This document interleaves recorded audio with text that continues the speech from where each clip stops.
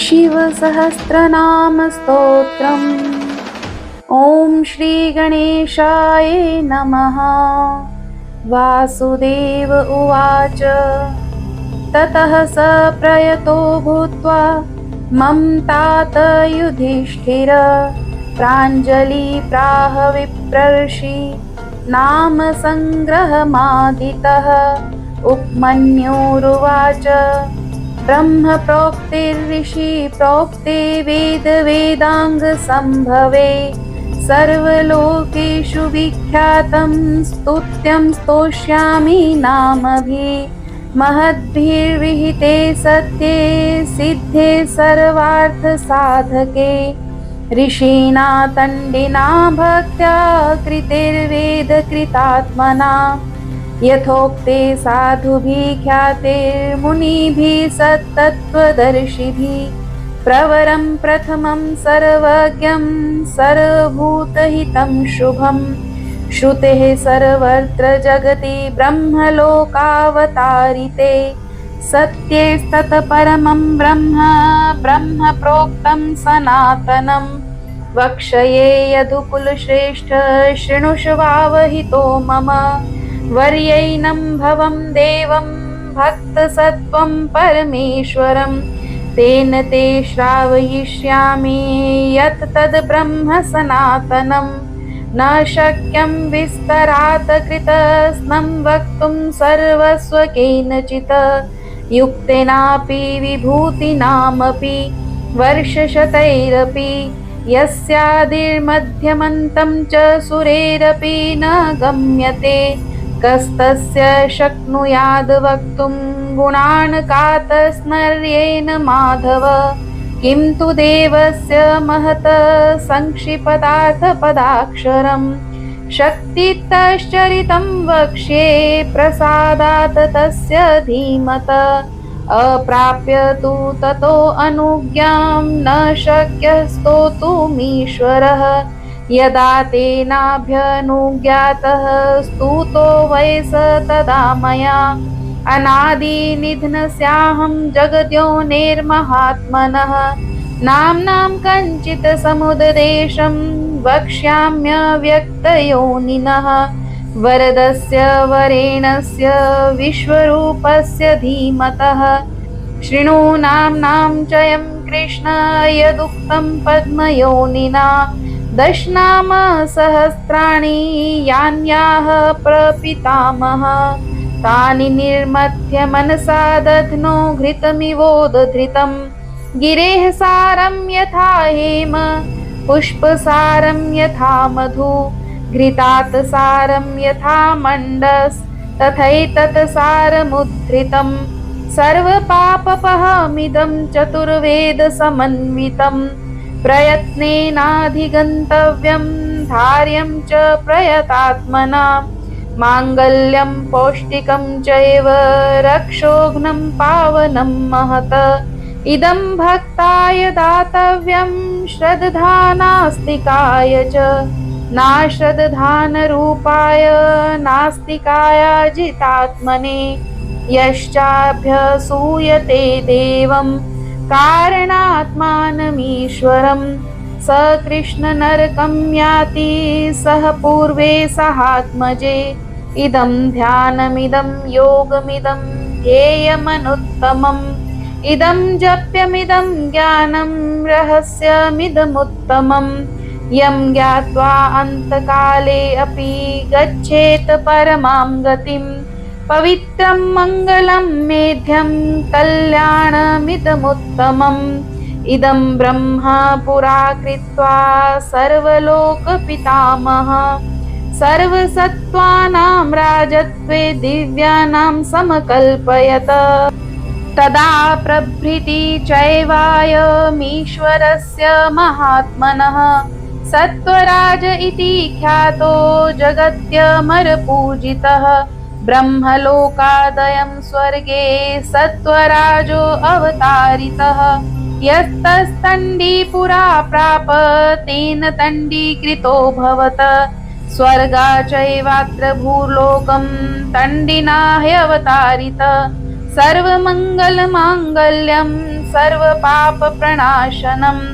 निगदिश्ये महाबाहो सत्त्वानामुत्तमं सत्त्वम् ब्रह्माणामपि यद्ब्रह्म पराणामपि यत्परम् तेजसामपि यत्तेजस्तस्सामपि यत्तपः शान्तानामपि यः शान्तो द्युतीनामपि या द्युतिः दान्तानामपि यो दान्तो धीमतामपि या च धी देवानामपि यो देवः ऋषीणामपि सत्त्वऋषि यज्ञानामपि यो यज्ञः शिवानामपि यः शिव रुद्राणामपि यो रुद्रः प्रभा प्रभवतामपि योगिनामपि यो योगी कारणानां च कारणम् यतो लोका सम्भवन्ति न भवन्ति यतः पुनः तेजो अपि तेजधारी सर्वभूतात्मभूतस्य हर्यस्यामित तेजसः अष्टोत्तरसहस्रं तु नाम्ना शर्वस्य मे शृणु यश्रुत्वा मनुज्व्याघ्र सर्वान् कामान् वाप्स्यसि स्थिरस्थाणु प्रभुर्भीमा प्रवरो वरदो वरः सर्वात्मा सर्वविख्यातः सर्वः सर्वकरो भवः जटी चरमी शिखण्डी च सर्वाङ्गः सर्वभावना हरश्च हरिणाक्षश्च सर्वभूतहर प्रभु प्रवृत्तिश्च निवृत्तिश्च नियतः शाश्वतो ध्रुवः शमशानवासी भगवान् खचरो गोचरो अर्दनः अभिवाद्यो महाकर्मा तपस्वी भूतभावनः उन्मत्त वेश प्रच्छन्नः सर्वलोक प्रजापतिः महारूपो महाकायो वृषरूपो महायशा महात्मा सर्वभूतात्मा विश्वरूपो महाहनुः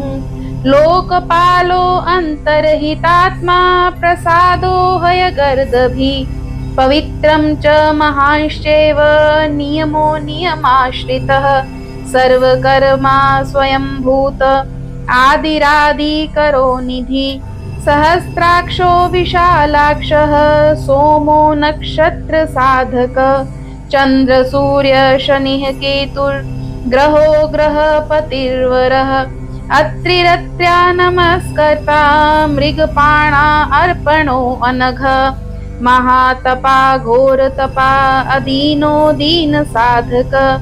संवत्सरकरो मन्त्रः प्रमाणं परमं तपः योगी योज्यो महाबीजो महारेता महाबलः सुवर्णरेता सर्वज्ञ सुबीजो बीजवाहन दशबाहु स्वनिमिषो नीलकण्ठ उमापतिः विश्वरूपो स्वयं श्रेष्ठो बलवीरो बलो गणः गणकर्ता गणपतिर्दिग्वासा काम एव च मन्त्रवित् परमो मन्त्रः सर्वभावकरो हरः कमण्डलूधरो धन्वी बाणहस्त कपालवान् अशनिशतग्नि खड्गी पट्टिशी चायुधी महान् स्त्रुवहस्त सुरूपश्च तेजस्तेजकरो निधि उष्णीषी च सुवक्त्रश्च उदग्रो विनतस्तथा दीर्घश्च हरिकेशश्च सुतीर्थ कृष्ण एव च श्रीगालरूपः सिद्धार्थो मुण्डः सर्वशुभङ्कर अजश्च बहुरूपश्च गन्धधारी कपर्द्यपि उधर्वरेता उधर्वलिङ्ग उधर्वशायी नभस्थलः त्रिजटी चीरवासाश्च रुद्रः सेनापतिर्विभु अहश्चरो नक्तञ्चरस्तिग्मन्योन् सुवर्चस गजः दैत्यः कालो लोकधाता गुणाकरः सिंहशार्दूलरूपश्च आर्द्रचर्माम्बरावृतः कालयोगी महानाद सर्वकामश्चतुष्पथः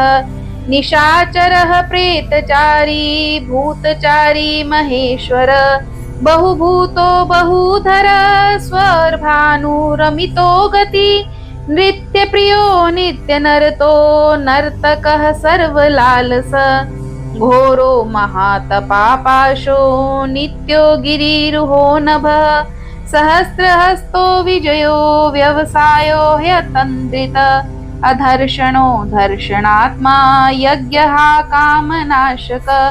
दक्षयागापहारी च सुसहो मध्यमस्तथा तेजोपहारी बलः मुदितो अर्थो अजितो अवरः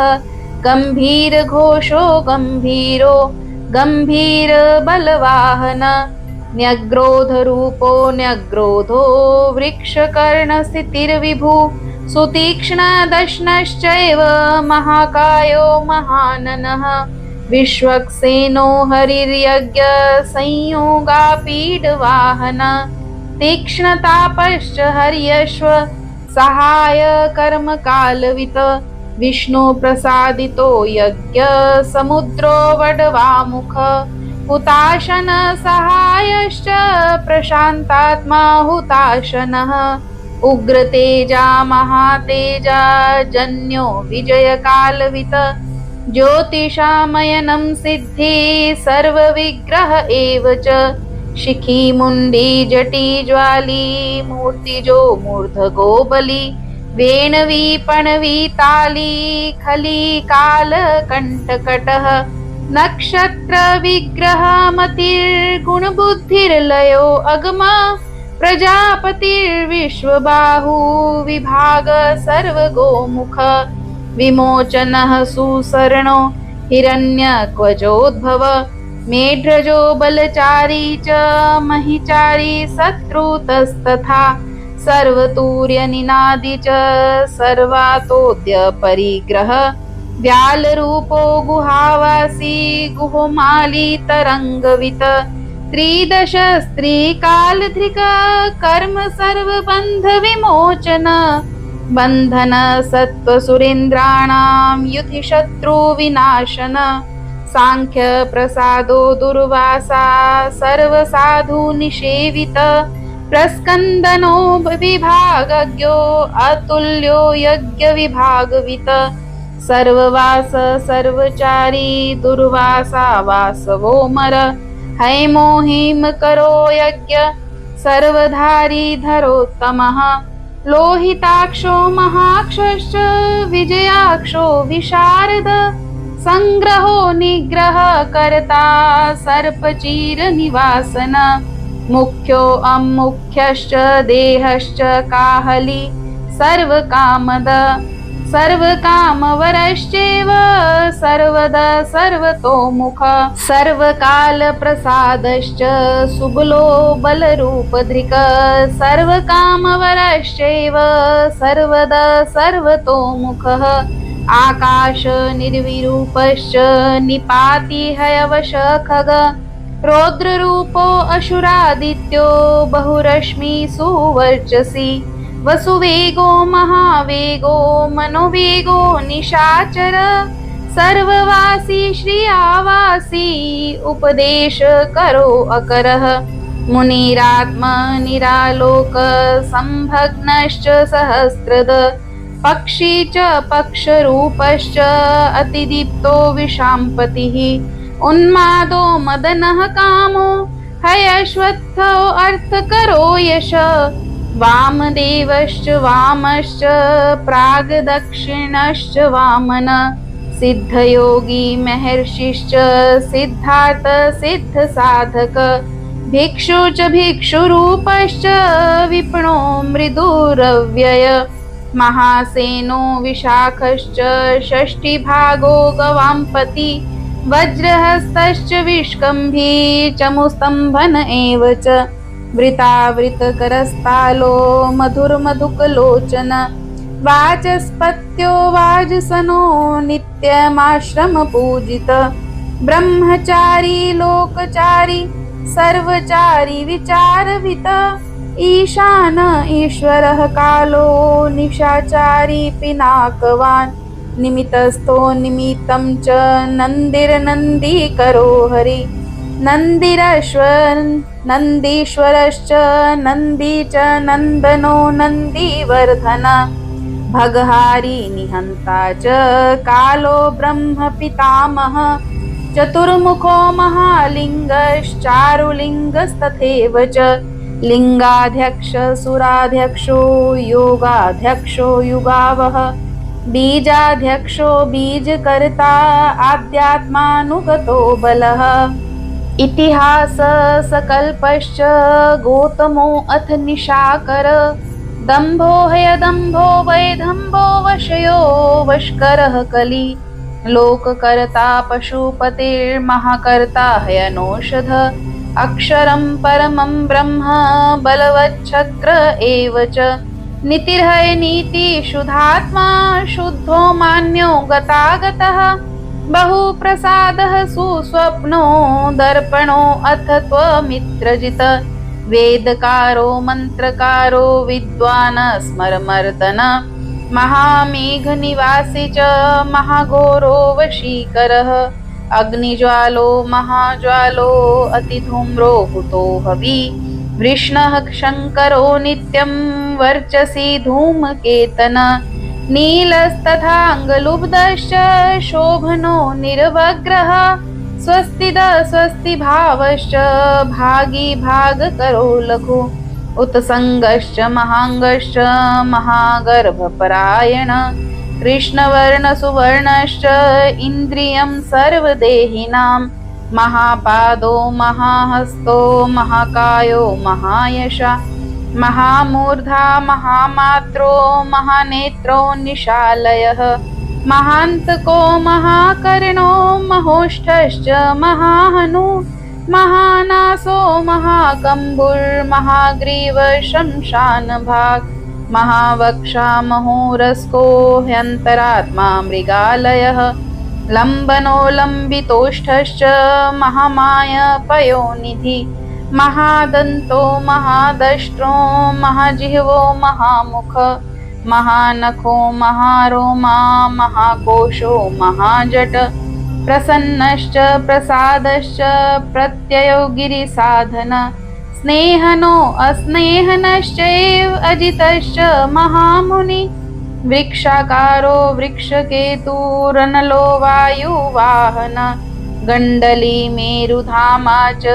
देवाधिपतिरेव च अथर्वशीर्षः सामास्य ऋक्सहस्रामिते क्षण यजुर्पादभुजो गुह्य प्रकाशो जङ्गमस्तथा अमोघार्थ प्रसादश्च अभिगम्य सुदर्शन उपकारः प्रियः सर्वकनकः काञ्चनच्छवि नाभिरनन्दिकरो भाव पुष्करस्थपति स्थिर द्वादशस्त्रासनाश्चाद्यो यज्ञो यज्ञसमाहित नक्तं कलिश्च कालश्च मकरः कालपूजित सगणो गणकारश्च भूतवाहन सारथि भस्मश्यो भस्मगोप्ता भस्मभूतस्तरुर्गण लोकपालस्तथा लोको महात्मा सर्वपूजित शुक्लस्त्रीशुक्लसम्पन्न शुचिर्भूतनिषेवित आश्रमस्थ क्रियावस्थो विश्वकर्ममतिर्वर विशालशाखस्ताम्रोष्ठो ह्यम्बुजालसुनिश्चल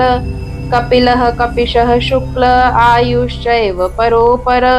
गन्धर्वो ह्यदितिस्ताक्षर्य सुविज्ञेय सुशारद परश्वाधायुधो देवो अनुकारी सुबान्धव तुम्बवीणो महाक्रोध उथर्वरेता जलेशयः उग्रो वंशकरो वंशो वंशनादो हयनिन्दित सर्वाङ्गरूपो मायावी सुहृदो हयनिलो अनल बन्धनो बन्धकर्ता च सुबन्धन विमोचन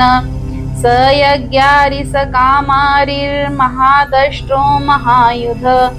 बहुधा निन्दितः शर्व शङ्करः शङ्करोधन अमरेशो महादेवो विश्वदेव सुरारिहा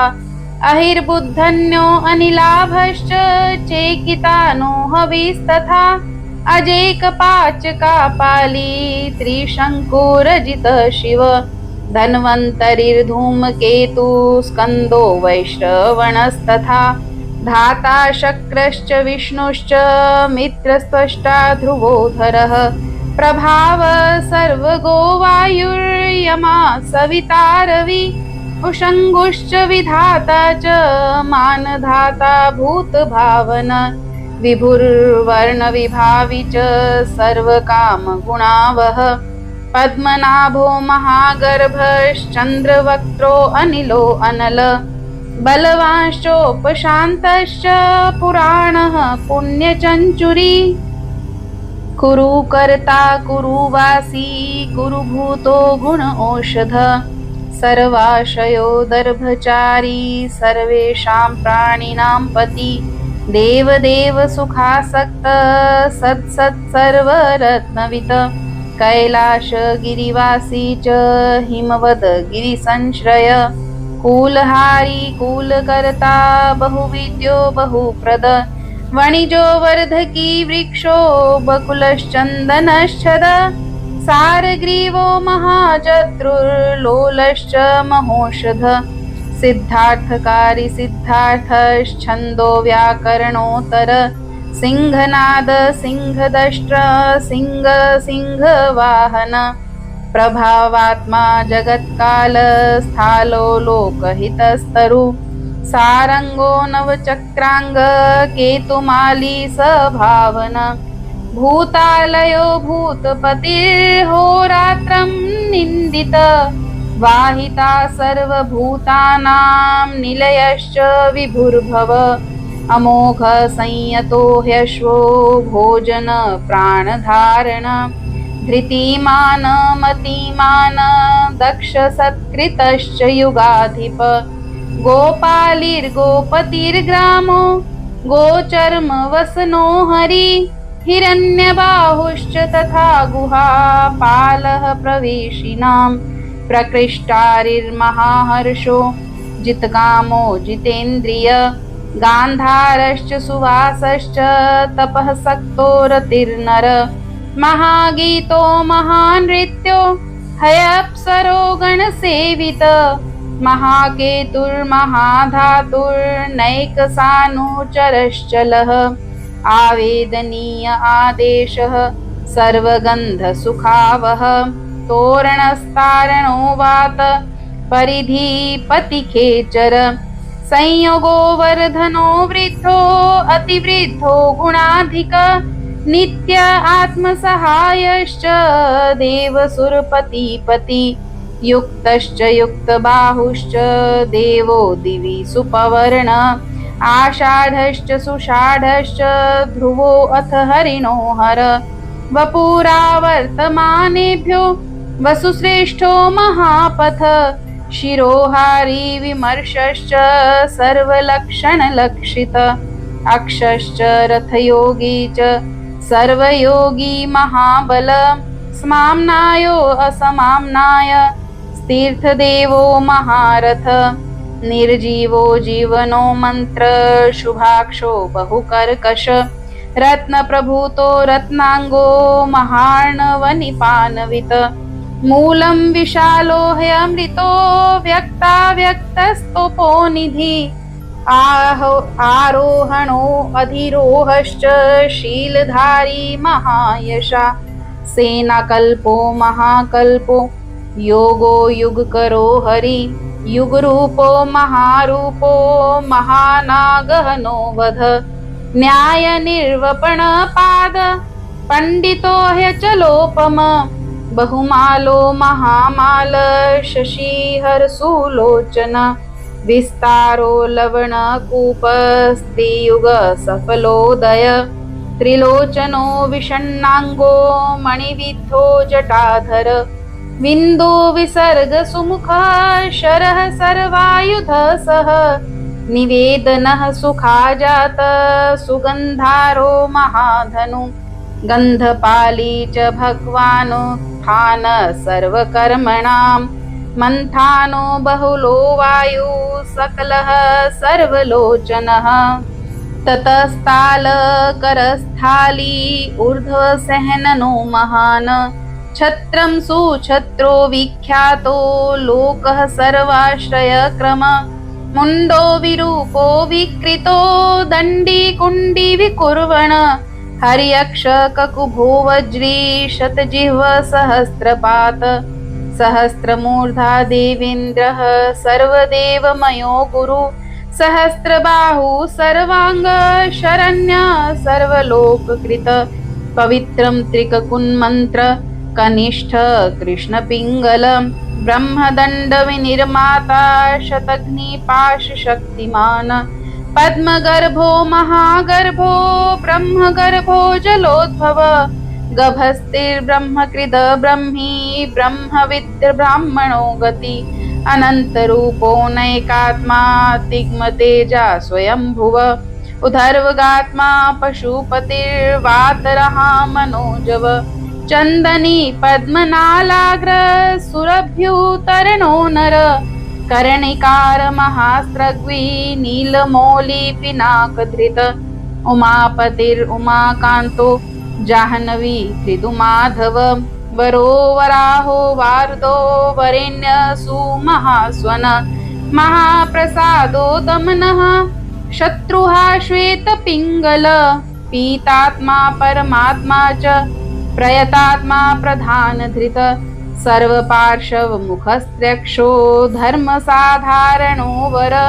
चराचरात्मा सूक्ष्मात्मा अमृतो गोवृषेश्वर साधर्य शिवसूरादित्यो विवस्वान सवितामृत व्यास सर्ग सुसंक्षेपो विस्तरः परययो नर ऋतु संवत्सरो मास पक्षः संख्या समापन कलाकाष्ठा लवा मात्रा मुहूर्ताः क्षपाक्षण विश्वक्षेत्रं प्रजाबीजं लिङ्गमाद्यस्तु निर्गम सदसद्व्यक्तमव्यक्तं पिता माता पितामहं स्वर्गद्वारं प्रजाद्वारं मोक्षद्वारं त्रिविष्टपं निर्वाणं ह्यलादनश्चैव ब्रह्मलोकपरागति देवासुरविनिर्माता देवासुरपरायण देवासुरगुरुर्देवो देवासुरनमस्कृत देवासुरमहामात्रो देवासुरगणाश्रय देवासुरगणाध्यक्षो देवासुरगणाग्रणी देवातिदेवो देवर्षि देवासुरवरप्रद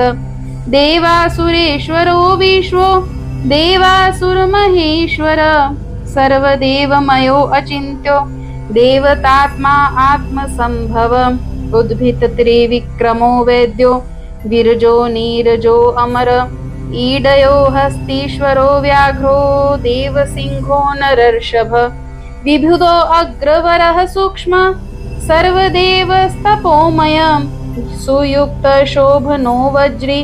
प्रासानां प्रभवो व्यय गुहकान्तो निज सर्ग पवित्रं सर्वपावन शृङ्गी शृङ्गप्रियो बभ्रू राजराजो निरामयः अभिरामः सुरगणो विरामः सर्वसाधन ललाटाक्षो विश्वदेवो हरिणो ब्रह्मवर्चस स्थावराणां पतिश्चैव नियमेन्द्रियवर्धन सिद्धार्थ सिद्धभूतार्थो अचिन्त्य सत्यव्रत शुचि व्रताधिप परं ब्रह्म भक्तानां परमागति विमुक्तो मुक्तेजाश्च श्रीमान् श्रीवर्धनो जगत यथा प्रधानं भगवानिति भक्त्या स्तुतो मया यन्न ब्रह्मादयो देवा विदुसत्तत्वेन नर्षय स्तोतव्यमर्चयं वन्द्यं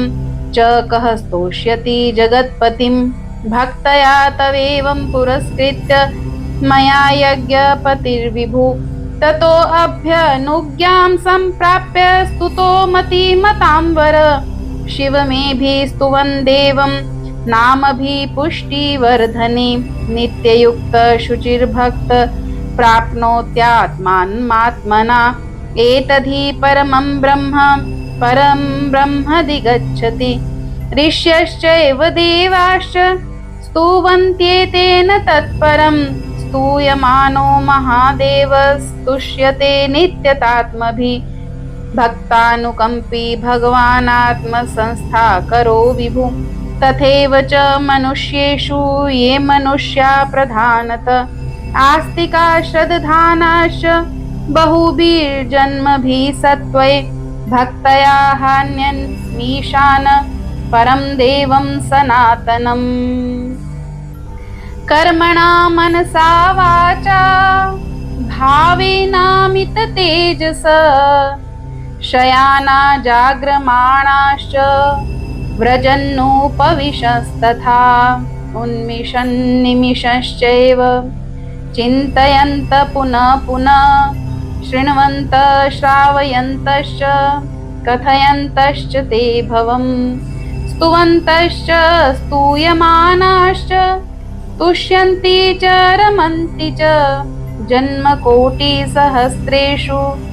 नानासंसारयोनिषु जन्तोर्विगतपापस्य भवे भक्ति प्रजायते उत्पन्ना च भवे भक्तिर्नन्या सर्वभावत भाविनः कारणे चास्य सर्वयुक्तस्य सर्वथा एतद् देवेषु दुष्प्रापं मनुष्येषु न लभ्यते निर्विघ्ना निश्चला रुद्रे भक्तिरव्याभिचारिणी तस्यैव च प्रसादेन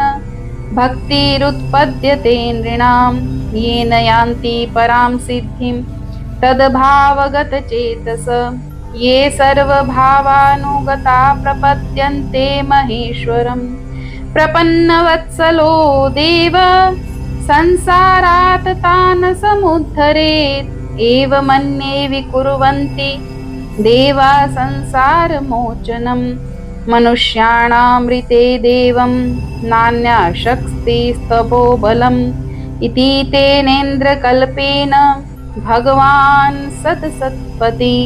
कृतिवासास्तुतः कृष्णं दण्डिना शुभबुद्धिना सत्त्वमेतं भगवतो ब्रह्म स्वयमधारयत गीयते च स बुध्येत ब्रह्मशङ्करसन्निधौ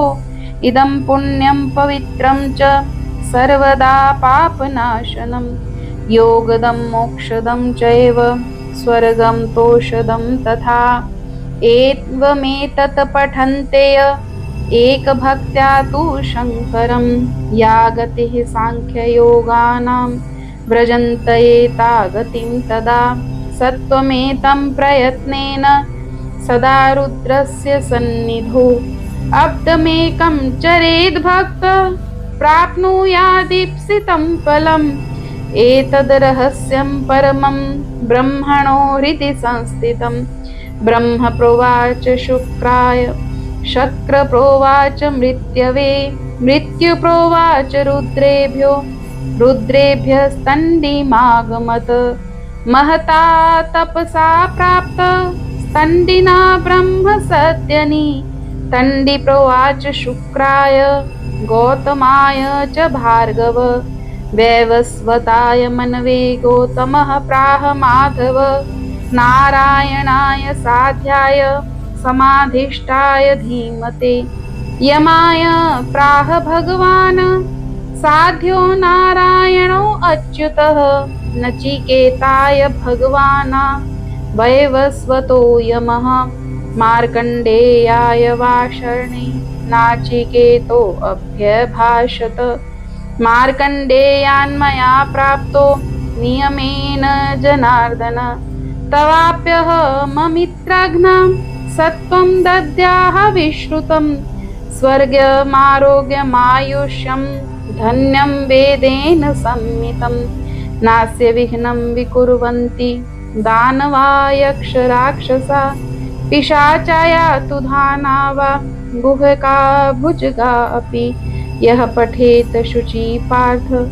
ब्रह्मचारी जितेन्द्रिय अभग्न योगवर्षं तु सो अश्वमेधफलं लभेत। इति श्रीमहाभारते अनुशासनपर्वणि शिवसहस्रनामस्तोत्रम् सम्पूर्णम्। ॐ नमः शिवाय। ॐ नमः शिवाय। ॐ नमः शिवाय।